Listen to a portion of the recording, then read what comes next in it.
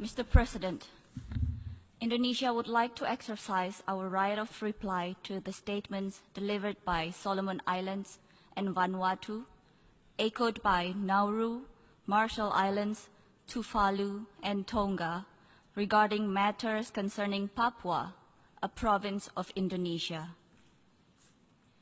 Indonesia is shocked to hear that at this important stage, where leaders gather in this august body to address the early implementation of SDGs, the transformation of our collective actions, and other global challenges such as climate change, of which the Pacific countries are affected the most. The said leaders chose instead to violate the UN Charter by interfering in other countries' sovereignty and violating its territorial integrity. We categorically reject the continuing insinuations in their statements. They clearly reflect an unfortunate lack of understanding of the history, current situation, and progressive developments in Indonesia, including in the provinces of Papua and West Papua, and also an unfriendly and rhetoric political maneuver. Their politically motivated statements were designed to support separatist groups in the said provinces, who have consistently engaged in inciting public disorder and in conducting armed terrorist attacks upon civilians and security personnel. Evidently, the statement made by those countries clearly violates the purposes and objectives of the UN Charter and the principle of international law on friendly relations among states, as well as the sovereignty and territorial integrity of states. I repeat, it is a violation of sovereignty and territorial integrity of states.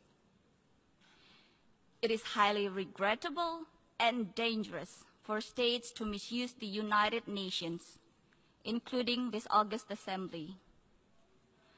These countries are using the General Assembly to advance their domestic agenda and for some countries to divert attention from political and social problems at home. The said countries are also using false and fabricated information as the basis of their statement. The conducts of these countries undermine the UN Charter and are detrimental to the credibility of this Assembly. Mr. President, Indonesia's commitment to protection of human rights is unquestionable. Indonesia is a founding member of the Human Rights Council. Indonesia has sat as member of the Council for 3 previous periods and is currently a member of the Council for the 4th time. Indonesia is the initiator of the ASEAN Intergovernmental Commission on Human Rights and OIC Independent Permanent Commission of Human Rights. Indonesia has ratified 8 out of 9 core international human rights instruments, all incorporated into our national legal system, in compared 4 by Solomon Islands and 5 by Vanuatu. Indonesia is among few countries who have a continued national action plan on human rights and currently is on its 4th generation of the plan from 2015 to 2019. Indonesia has an active and robust National Commission on Human Rights since 1993, vibrant civil society and free media. Indonesia is also a country with full-fledged democracy in function.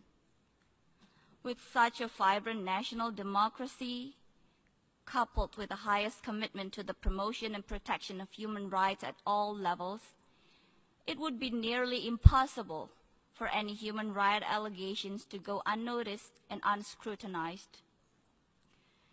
Mr. President, we reaffirm that there are domestic mechanisms in place at the national level in Indonesia, as well as at the provincial level in Papua and West Papua. For our part, Indonesia will continue to give appropriate focus to the development of Papua and West Papua provinces, and to the best interest of all. In conclusion, Mr. President, we have a saying in our Asia-Pacific region: when one points the index finger to others, the thumb finger automatically points to one's own face. I thank you.